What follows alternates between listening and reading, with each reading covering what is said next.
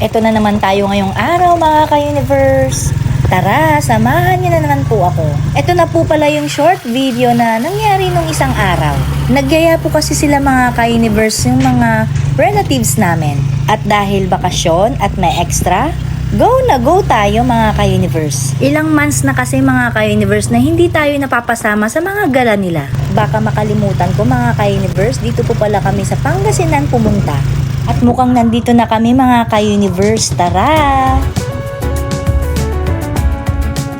Ops, baka makalimutan ko for today's video. Makiki-birthday tayo mga ka-universe.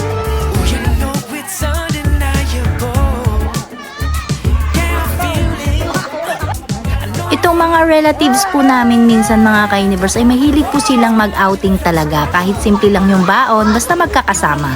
At syempre, magkita-kita. Sabi nga nila, hindi mo maibabalik yung oras pag nakalipas na.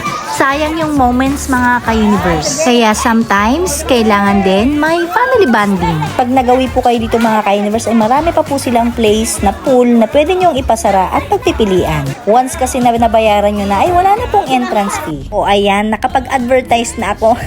Charot. Tapos na ang kasiyahan at ihahatid daw kami ni Uncle, dalawa kami ni Vladimir sa highway. Ito na naman po yung mahirap mga ka-universe, yung magpaalam. Bye!